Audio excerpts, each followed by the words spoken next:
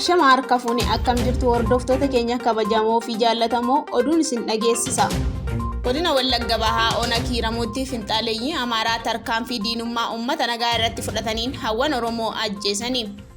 Finxaaleeyyiin Amaaraa godina Wallagga Bahaa Ona Kiiramuu ganda Booqaa bakka Laftiin jedhamutti caamsaa 29 bara 2022 ganama sa'aatii 12 irratti haleellaa raawwataniin haadholii Oromoo lama yeroo sana yoo du'an tokko ammoo madaa'uun hospitaala Naqamtee galuutu ibsame. Haadholiin Oromoo finxaaleeyyii Amaaraatiin ajjeefaman kunneenis Aadde Nacituu Wayyeessaa Bal'isii fi Aadde Magarsee Toleeraa Garbaa kanneen jedhaman yoo ta'an, Aadde Bokoree Ayyaansaa ammoo madaa'uun hospitaala Naqamteetti argamu jedha odeessi sagalee qeerroo.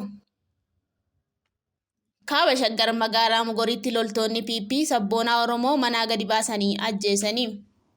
Gabaasni sagalee bilisummaa Oromoo irraa arganne akka addeessutti waraanni mootummaa waxabajjii tokko bara 2022 Kaaba Shaggar Ona Sulultaa ganda Hadaa Wazaroo magaalaa Mogoriitti sabboonaa Oromoo obbo Saamu'eel jedhaman manaa gadi baasuun ajjeesanii. Obbo Saamu'eel badii tokkoyyuu qabaatee osoo hin taane maqaa waraana bilisummaa Oromoo deeggartuu fi waliin jirtu jedhuun yakkamanii akka ajjeefaman kan ibsame yoo ta'u, waraanni sirnichaa erga isaan ajjeesee manaa fi qabeenya isaanii abiddaan akka barbadeessitu dhagahame.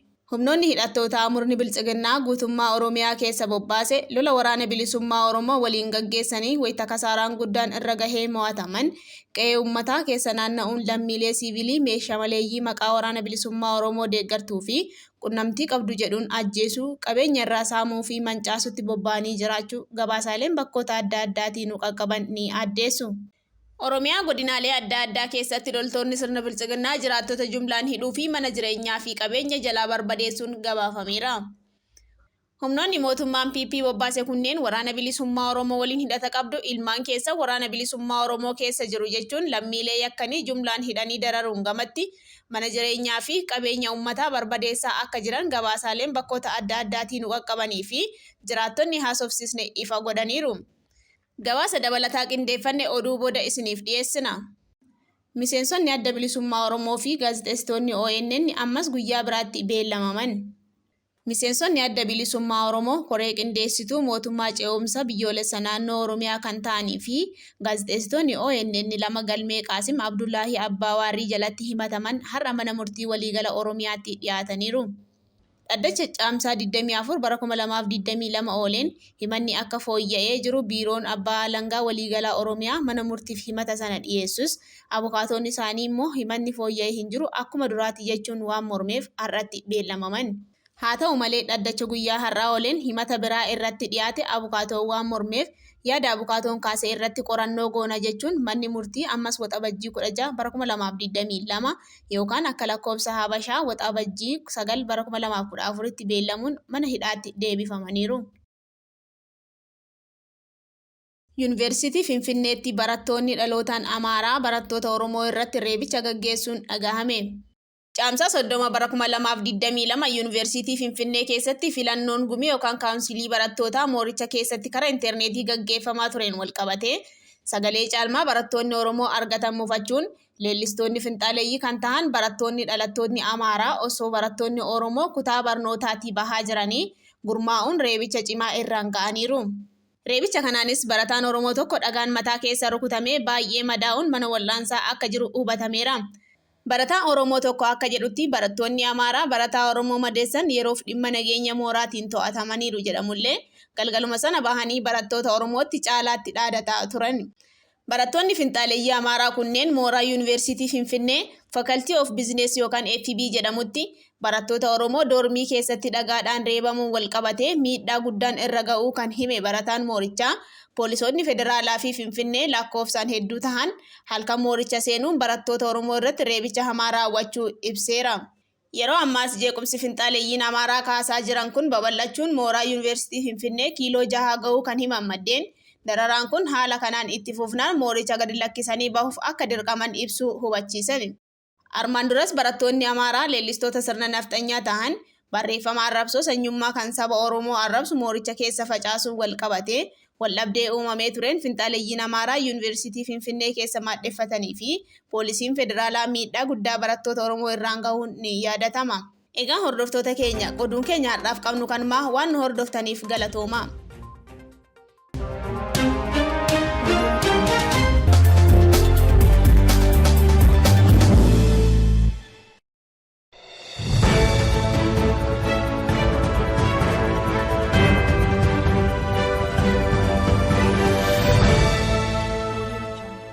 Oromiyaa godinaalee adda addaa keessatti loltoonni sirna bilchiginnaa jiraattota jumlaan hidhuu fi mana jireenyaa fi qabeenyaa jalaa barbadeessuun gabaafame.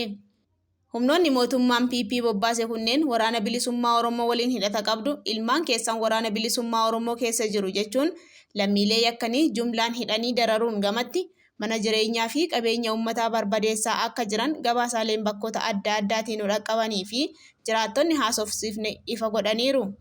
Gabaasa dabalataa qindeeffanne akka ittaanutti isiniif dhiyeessina. Odeessa kaaba Oromiyaatiin dhaqqabeen caamsaa 27 bara 2022 godina Walloo Ona baatee gandoota garaagaraa keessaa lammiileen Oromoo nagaa 35 caalan hidhamanii jiru.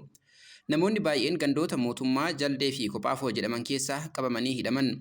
Haaluma kanaan ganda mootummaa keessaa kanneen hidhaman Bilisee Abduu, Ahmad Hussein, Habib Said, Abduu Awwaluu, Abduu Hussein Muhee, Jamaal Ali, Ahmad Abduu Ali, Iddee Umaree, Sayyoo Umar, Said Maammee, Hussein Aliyyuu fi Ahmad Husooti. Ganda Jaldeerraa kanneen hidhaman ammoo Hussein Maammee, Hussein Abdee Yusuf, Idris Abdullee, Muhee Umar, Iddee Umar, Sayyee Aymee, Yusuf Ali fi Hiddee Boggaalee ta'uu odeessi argame ni addeessa. Ganda Kophaafoo keessaa immoo Idris Ilmaa, Nuuruu Muhee, Algaash Abduu, Hawwaa Husanuu, Ammanaa fi Faaxumaa Hasan Hiddiyyee kanneen jedhaman warreen ammaaf maqaan isaanii ifatti beekame. Odeessa godina Kibba Bahaa Oromiyaatti yoo ceenu ammoo godina Arsii Lixaa onoota adda addaa keessatti lola waraana bilisummaa Oromoo waliin taasisaa jiruun humnoonni isaa kasaaraa haguuggataa akka jiran murni PP jiraattota nagaa dararuutti fuuleffatee jira. Odeessa Ona Zuwaay Dugdaarraa nu gaheen humnoonni gartuu faashistii kanaa waboo faana hidhata qabdu jechuun caamsaa 20 bara 2022 jiraattota jumlaan hidhaatti guranii dararaa jiru. Kanneen keessaa obbo Kaliil Badhaasoo Harmii, Jamaal Dubbisoo, Rijaal Haajii Jaarraa, Mustafaa Abdallaa Hirphoo, Khalid Gannaa Bayyanaa, Amaan Gabbisoo Miidhagaa, Anbassee Huseen Galatoo, Maamush Goloo Nagoo, Mubaarik Yisaaq Shee Adam, Abdallaa Nagaash Gadaa, Jamaal Kadir Arshii yookaan Muktaar Kadir Ali, Abbitti Huseen Uttiyyuu kan abbaa isaa faana hidhamee abbaan booda gadi dhiifame, Abdurrahmaan Abbuu Tolaa, Abdulwahaab Kadir Rabboo fi Abdallaa Abbee Jaddoo warreen maqaan isaanii nu dhaqqabe. Lammiileen fayyaaleeyyiin duula sirni PP Oromoo irratti baneen hidhaman kunneen hanga ammaatti hidhaa sirnichaa keessatti reebichaa fi miidhaan adda addaa irra gahaa kan jiru yoo ta'u, waraanni mootummaa ammallee hidhaa haaloo bahiinsaa gaggeessaa jiru itti fufuu maddeen ifa godhu. Haaluma kanaan godina Arsii Lixaa Ona Heeban Arsiirraa obbo Bantuu Bariisaa, Addee Siifoo Ida'oo, Abdoo Bantuu, Bashiir Bantuu, Aadde Aminaa, Booshaa Lammaa, Yaasiin Abdoo, Daaluu Shugguxii, Malkatoo Iddaasoo, Guddataa Tibbeessoo, Guutaa Abbishuu, Kamaal Huseenii fi Baabbaa Lammaa jiraattota hidhaman ta'uu maddeen ifa godhu. Loltoonni murna PP jiraattota hidhanii dararuutti dabalee mana jireenyaa fi qabeenyaa duraa barbadeessuudhaan diinummaa isaanii ifatti agarsiisaa jiru.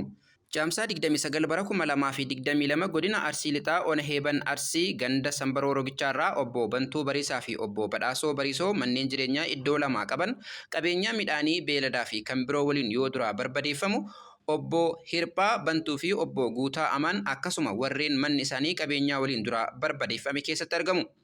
Onuma kana ganda Sambarroo Dagaagaarraa immoo obbo Galgoo Badachaa manni jireenyaa isaanii qabeenyaa waliin kan dura barbadeeffame yoo ta'u, namoonni biroo 25 caalanis akkasuma mana jireenyaa fi qabeenyi itti dhamaanii horatan humnoota sirna PPtiin barbadeeffamee jira jedhu jiraattonni naannichaa bilbilaan haasofsiisne. Dhimma kana irratti jiraataan godina Arsii Lixaa Ona Heeban Arsii Nimoonaa jedhaman yaada bilbilaan laataniin yakka waraanni bilisiginnaa raawwataa jiru akkas jechuudhaan ibsan. Nimoonaa jedhama.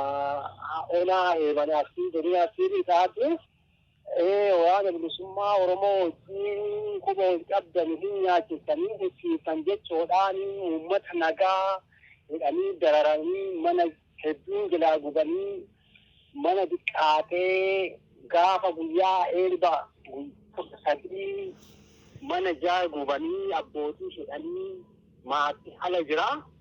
Kan raawwatu waraana bilisiginnaa. Duulli hidhattoota sirnichaan deemaa jiru kun kan amma eegale odoo hin taane yeroo dheeraadhaaf gaggeeffamaa turuu kan ibsu jiraataan naannichaa yakki kunis uummata nagaa irratti gaggeeffamaa akka jiru addeessa. Akka maatii ture hoggaan tokko jala gahe gidduu kan ammoo daraanii eda'ee dalagamu jira. Wanti kun dararraa guddaa uummanni waan nyaatee mana hidhaatti kun ammoo qorraa fi aduu san jiru. akkana beeka haalli ammoo uummanni keessa jiraatu baay'ee miidhamaadha. Daraarii guddaa qaba. Waraana bilisummaa Oromoo wajjin quunnamtii qabdanii fi nyaatee hojii jechuudhaan uummata nagaa dararu jiru. Uummata nagaa uummata ofirraa jiraatu duwwaadha. Ka quunnamtii illee hin qabne ijoollee keessan nyaatee hojii jechuudhaan maqaa balleessanii mana hidhaatti kan dararan kan mana illee jedhaaguman isaanuma kana. Uummanni Oromoo rakkoon kun akkuma guutuu Oromiyaa irra ture asillee dhiyoo kana qaqqabu jira.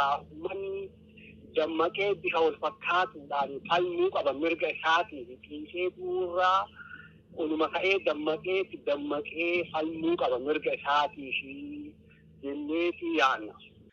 Kun kanaan iddoo jiru godina Arsii Bahaatti miseensonni adda bilisummaa Oromoo humnoota PPT'n hidhamanii murtii waakkatamanii hiraarfamaa jiraachuu gabaasni nu dhaqqabe ifa godhama. Haaluma kanaan godina Arsii Bahaa ona Limmuu fi Bilbiloo magaalaa Boqojjiirraa Zarihuun Tulluu Beenyaa akkasumas ona Heexosaarraa Amaan Sheek Baamudii ona Colleerraa immoo Margaa Waabee yookaan Nuurii Hasanii fi Reedwaan Hasan kanneen jedhaman badii tokkoon maleetti humnoota sirnichaan hidhamanii baatii 3 oliif dararaa ulfaataa argaa jiru.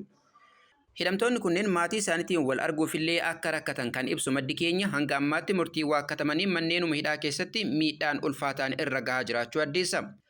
Hoogganoonni fi qondaalonni adda bilisummaa Oromoo mana hidhaa qajeelcha Buraayyuu fi mana hidhaa Shaashamanneetti akkasumas bakkoota adda addaa hedduu keessatti badii malee hidhamuudhaan waggaa 2 oliif hiraarfamaa kan jiran yoo ta'u, kanneen manni murtii bilisa jedhee gadi lakkises sirnichi ajaja qal'aa laachuufiirraa hidhaa keessa tursiisee tajaajila wal'aansaas waakkachuudhaan dararuu irratti argama.